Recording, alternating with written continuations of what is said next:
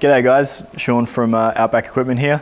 Today we're joined by Voto, aka Brunette Driven. We're going to do a bit of a sit-down interview with her and go through and find out what makes her tick. So Bree, thanks for joining us. How are you? I'm good, thank you for having me. Yeah, no worries at all.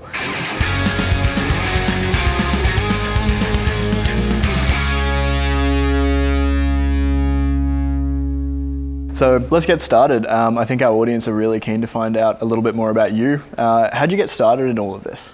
I guess it sort of just goes back to when I was younger. I grew up sort of camping and whatnot with my family and sort of fell in love with sort of the outdoors and cars and whatnot.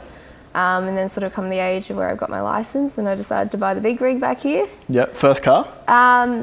First car that I sort of got into this stuff with, yeah, okay. 100%. So yeah, I just bought the Patrol and sort of fell in love with it all. Yep. Probably spent 6 months straight camping in it when I brought it. Every single weekend I was out and about. And I sort of just started posting my adventures online and it sort of all just went from there. Yeah, awesome. So you kind of, you bought the vehicle fairly stock, or was it a little bit modified? No, it was modified. Most of the suspension underneath is sort of all superior. That was sort of there when I brought it. It had a few engine mods, but I've since upgraded them. Yep. But otherwise, it had a few mods, but I've done a lot since I've owned it. Yeah, you can certainly tell. I mean, it's good to get a bit of a head start on things. It certainly makes it a bit cheaper too when you're just trying to get into things. Definitely. You know, the most expensive parts to modifying any vehicle are usually your tyres and your wheels and your suspension. Yep. So got a good head start. That's awesome. So you kind of alluded, you spent the first 6 months camping.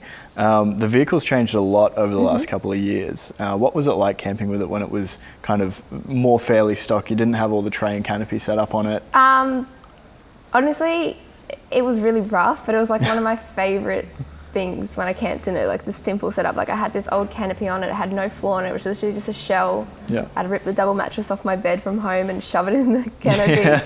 I'd have my esky full of ice and that was just my setup. That's it took me everywhere and it was great. Keep it simple. It was so simple, but it did the job. And I had some of my best weekends away in it like that. And I mean, sleeping in a big double bed in the back of a canopy, I feel like that would be the most comfortable way to go camping. It was a home on wheels. Yeah, awesome. Love that. Yeah. When you've kind of first bought the car and kind of started getting really used to driving it and wheeling, what were some of the first few things you did to it when you realised you needed to make a couple of changes, and how did it evolve over the last couple of years?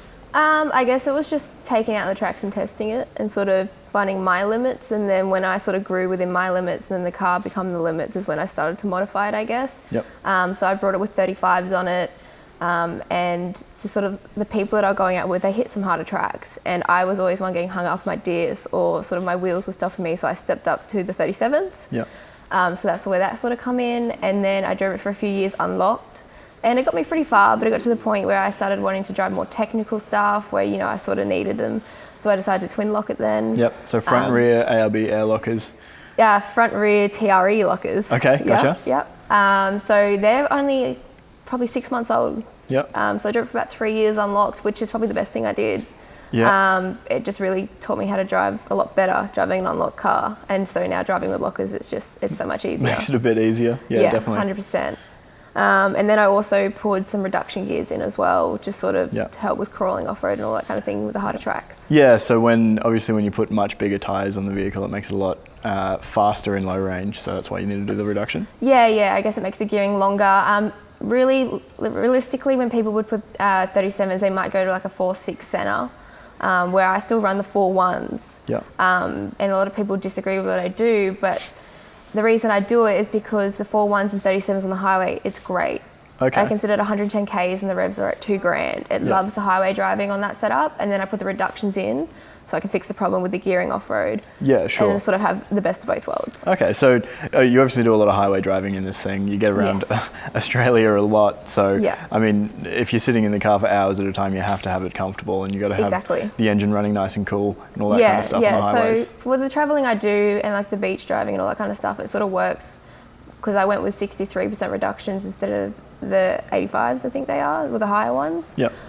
Which were kind of they're not really great on the beach. So I've sort of really set it up for what I do. So I've got the 4.1s for the highway driving, I've got the 63s to suit the beach driving, but they also fix my problem when I do a bit of the rock crawling and whatnot. So yeah, sure. I mean, that's kind of testament. Like you go out, you use the vehicle, you figure out where its strengths and weaknesses are, and then you modify to suit what you do. Yeah, exactly. The car's pretty much suited for my preference. Yeah, you see so many people going out there buying brand new vehicles and putting a suite of modifications on them, only to change them because it doesn't suit their own personal style of driving or camping or adventuring. Yeah, that's why sort of over the last 4 years I've owned it, I'm glad I took everything a bit slower, because it made me learn a lot, and also learn a lot about the car, and then sort of modify it the right way so I don't have to do it a second time around. Yeah, definitely, and obviously saves you a bit of money as well if you're doing things twice. Yes, yeah. So why the single cab over the wagon? That's probably a big question that we get asked a lot. I just think I have a thing for utes. Yeah. I did look at a wagon and nearly brought a wagon instead of this. I was honestly looking for about 8 months and I was getting desperate. So I couldn't find anything that I liked. Found a few wagons, but they just, I don't know. I kept looking and I ended up saw this pop up one day and I went there that day and brought it and picked it up. It was a car. But I think it's just personal preference, and I'm glad that I brought a ute now with the way my driving style is, with the kind of off-roading I like to do. Less panels are better. Yeah, very true. Yes. Very true. So that kind of leads into my next question. What's the favorite thing you've done to the car? Favorite mod that you've done, or favorite little tweak here and there to make what you do just that little much easier or better? To say a favorite, because there's so many mods that play different roles for different areas. Yeah. But one of the saving graces of being the reductions, because you wouldn't be able to take this off-road with the way it's set up. Yeah, sure. So that made it drivable off-road. But I think one thing on my car that I would put on all cars, which some people would disagree with, is just my bar work. Yeah. Like I said, with having a tray, it's less panels, but the way I've got my bar work set up around it, it saves my ass all the time. Yep. It really does. Yep. The wheeling that we've done together over the last few days, I can very confidently say you go hard, and that bar work saves your ass. Yeah. So I guess I've got two setups on my car. So I've got it like it is now without the canopy. So I guess when we're talking about that setup, it's reductions and bar work, because when I've got it like this, it's when I'm wheeling it. Yep. Doing the harder tracks. When in total, if I say with a lot of traveling I do run the canopy often, and that has really been a game changer with the setup of this car and making traveling so much easier and so much more comfortable. Making it livable out on the road for long periods of time. Yeah, so having the canopy, the 1600 canopy, I can fit everything I need in it. And I've got the Red Arc 12 volt system in it, and that is honestly the most reliable system I've ever seen. I've never had an issue with it, and it makes me feel more relaxed on trips. I know it's not going to break down, there's going to be no issues, and I got everything I need on board, and it's just a really good system. Yeah, awesome. And obviously you can charge all the cameras and phones that you need to create the content you need to create. G-Works have definitely set up the canopy exactly how I need it. It literally does everything I need. There isn't a thing I'm missing. So awesome. It's pretty good. So you, from my understanding, kind of started out doing more Instagram stuff, social media, and that's kind of where you got started. And it's come a long way from there. Tell me about that journey of, I guess, platforms and content that you make. I guess it all started with Instagram. It wasn't something I ever sort of targeted to get into. Like I said, when I brought the car, I spent every weekend for 6 months straight just going out in it. And every time I'd just put up stories and I'd take photos all the time and I'd just post that online. And I guess because I was doing it so often and I was so genuine and authentic about it, people sort of just liked that. So it just continued to grow, and then I was fortunate enough to just work with some brands, and then I sort of just fell in love with it even more, and it made me want to get out there more. So I just continued to do what I do, and sort of Instagram took off a little bit, and sort of still one of my main platforms that I work on today, which has just enabled so many opportunities. Of course. So now I push more into YouTube, so myself and my friend Bridget Crisato have decided to take over Red Dirt Diary. So I've worked with Red Dirt Diary for about 3 years now, and I've loved every single minute of it. It's given me some of the best opportunities ever, and I'm even more excited now that I've sort of taken over it. So 2022 is going to be huge. Yeah, very exciting. So you've done a lot of traveling around Australia and a lot of trips, and a lot of content has been created on those trips with Red Dirt, and now you guys are taking it over and running it all. Yes. Yeah, fantastic. Yeah, so it's super exciting because we have even bigger and better things planned, and like I said, the opportunity's already given me. I can't wait to see what we can do in the next year and also. So that's the next big thing for Bree. Yes. Yeah, we are kicking it off in 2 weeks' time. We're going to film our first episode officially as sort of owners of Red Dirt Diary, so that's exciting. Yep, keep an eye out for that. Yes, that will be coming out soon. We're going to tackle Fraser Island. But we have some massive trips planned. We definitely want to get up to the Cape and go over to WA and Tasmania and do all those really big destinations. And I'm really excited because I'm doing it with my best friend, and I'm even more excited because you know, Bridget especially and we're both really big on sort of empowering women. So to have 2 female hosts is a huge thing for us to show that women sort of can get out there and be capable. And, you know, if you have any ideas or dreams, like you can bring that to fruition. Like, yeah, absolutely. I mean, you especially being a female in the industry, showing what you can do. You know, you've built your own vehicle with your own hands. You repair it yourself. You work on it yourself. You drive some of the hardest tracks, and you outdrive a lot of people that I've seen out on the tracks. So, what's it like being in that kind of position? You know, when I first got into it, it's kind of daunting, especially when there wasn't many other females into it. But now that I've gotten pretty comfortable with it and within myself and my abilities, it's a really nice feeling, I have to say.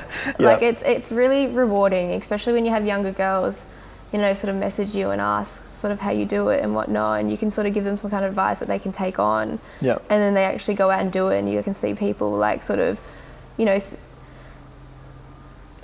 I don't want to say that like I'm a role model, because I don't like people to like copy my actions. I more like people to see that I'm capable of doing what I do. And that if they want to do something similar, like they're more capable to create their own version of it. Yeah, sure. Like empowering the next generation of female adventurers and four-wheel drivers. Yeah, I just want to show that like I can go out with the boys and I know they support me. Like I never have issues with them sort of, you know, being a bit funny about a female. Like most of the blokes I met out on the tracks, some of the best blokes I've ever met. And they know you can wheel hard. Yeah, and like, that's just, but like even when I started out, like everyone was so accommodating. They always helped me if I wasn't taking the right line or I didn't know something. They would help, and I really just want people to understand, like other females especially, if they want to get into this industry, like it's totally possible, and there's a whole industry behind you that will support you. Yeah, I mean, it sounds like it's certainly helped by having a really good core group of people around you as well to help you learn and progress in all of those aspects. Yeah, and I know that sometimes people don't always have those big groups and maybe not be lucky enough to have the group that I had when I started out, but that's why I'm sort of hoping with Bridget and I taking over this channel that we may not be there physically, but we can sort of put something out there and show that it is possible. Then they can get out there and do it themselves. Yeah, that's an amazing message, and I think you guys are absolutely going to kill it. Yeah, I hope so. Very excited to see where you guys take it. One of the things that we've been asked is where did you get Brunette driven from? I mean, it's pretty self-explanatory, but who came up with it? Was it you? If I'm being honest, I didn't like using my full name online. Yeah, sure. People already watch you online and sort of start to assume that they know you. So I wanted to take my name out of it and sort of, like, it wasn't, like the page is about me, I guess, but like it's more about like the things I do and stuff like that. It's not always about me personally. So I guess I just wanted to take my name out of it. And I literally just sat there for a few hours trying to think, what can I change my name to, and just Brunette driven come up, and that's what it was. Yeah, cool. I mean, it's always good to create a little bit of separation from your personal life and what you present online. Yeah, you know, you definitely need to. Otherwise, everything's very overwhelming and it all becomes one life, which you kind of don't want. So yeah, it's just good to sort of have the separation between my personal life and my online life. Yeah, definitely. So you've obviously been doing this for quite a while now. Before you were Brunette driven, who was Brie? Who was I? I pretty much used to work as a track work rider. So I used to ride race horses, and that was sort of what I did for a living. I actually grew up riding horses, quite heavily competing in show jumping. So my life really was horses beforehand. And then I just really worked in the racing industry, and that was sort of my life until I decided to buy this and sort of get out and start adventuring. Swap horses for horsepower. Yeah, exactly. Got some real horsepower. Yeah, nice. Awesome. In your kind of online career, working in social media, it's obviously taken you all around Australia. What are some of your favourite places that you've been, favourite tracks that you've driven on? Favourite places? It's hard to pick one location because there's so many. Like, I love the beach, but then some of the bush tracks and camp spots I've done are some of the most amazing. But I guess going off one of my favourite trips and sort of location-wise is I went out to the Pink Desert Race in June last year. But just the whole trip, driving through South Australia, out through the Northern Territory, doing Uluru, Kings Canyon and all those things, like, it's just something different. Like, put it on the bucket list? Yeah, 100%. Because I obviously, in Coffs Harbour, New South Wales, I live a very coastal life. So it's a whole other world out there. Change it up a little bit, Yeah, that was definitely one of my favourite trips I think I've done, and sort of locations. was sort of just driving out through the Northern Territory. It's just a different world out there. Yeah, well. And what about tracks? Where are some of the favourite tracks that you've ever driven? I've got to think. I've still got a lot to explore. I've definitely done Victorian high country, and I know there's some beautiful spots when you go through there. But in terms of like hard tracks that I've done that I've sort of really enjoyed, I went out to the Wadigans once, and there's a track called Whiteman's Lane. Yep. It was just like a track that was technical enough that it sort of challenged you a bit, but it was just fun. Like I went out there with all my friends. You know, it wasn't like absolute carnage or anything like that. Yeah. Like it was just a really good day out. Yeah, nice. So that's probably one of my top picks of tracks that I've done so far that I really, really enjoyed. You don't have to go out every time expecting that you're going to bend panels and break things. And yeah, like I definitely like to tackle tracks that challenge me, but I really do enjoy the ones where I can go out with my friends and we sort of can still have fun and like get that rewarding feeling of completing a track, but you know, doing it safely and sort of, you know, everyone being able to get through unscathed. So you've obviously wheeled some pretty tough tracks in this thing. It's a very, very capable vehicle. Tell me about one time that you've been unbelievably stuck, or one of the most insane recovery efforts, whether it be your car or someone in the convoy. I've got one here and I'm going to throw her under the bus, so I'm sorry, Brito. I one time went out to Winnie Creek, and it's sort of, I don't know how long the track goes for, maybe like 6Ks or something. Like it's a decent sized track. You sort of drive up to it and you get to the end, you sort of go back. Yep. I reckon we made it 3/4 of the way, maybe a bit less. And I was in my car and she had a GU wagon, and we sort of got to one of the bigger hill climbs and everything went to crap, like royally. She got up there, she popped a tyre off the bead on the climb. It's sort of a vertical hill with rock steps in it. So we were deciding to try and winch her up, but in the process of winching and popping off the bead, her clutch blew. Oh no. So her car was not drivable. It's a big wagon. We're trying to winch it up a vertical hill with a pop tyre. So that was one part of it, was getting it to the top, and then it was getting it to the top and turning it around, fixing the bead. So we got it back on, and then probably towing her 3 to 4 Ks through a really tough track out of the track, and I had to tow her the whole way with my car a dead weight, pulling her up rock steps, going down hills, like weaving the whole way out of Winnie Creek. Yeah, wow. I think that was one of the biggest recoveries I've ever done, because by the end of it we were exhausted. It was the middle of summer, it was hot. It would have taken hours to get out. I think it took us like 6 to 8 hours to get her out. Yep. By the end of it, we had luckily had called in help, so I got the car pretty much to the very end of the track. There was only one part left, so my car had copped a beating towing that dead weight the whole way through. Yep. So yeah, we sort of swapped it over, got it out, got on a tow truck and got it home. But that was a massive day. And fun fact, that was the day before the blue patch come out, because I think I was so exhausted from that day. I had work at 3 o'clock the next morning. I got up and sort of had a mischief on the door, dented it, then the blue patch come about. There you go. So it's a back end story to that. But I reckon that was one of the biggest recoveries, and I've got any tips for that. We went out wheeling, going, it's going to be an easy day. We took a few bottles of water, a couple of snacks. Always take more than you need, because we did not have enough water or food to sort of get through that day the right way. Yeah, right. That was a tough day. That's wild. Yeah. Wow. Well, Brie, I think you're an absolute testament to what can be achieved by just doing what you love. I mean, you get out there almost every single weekend.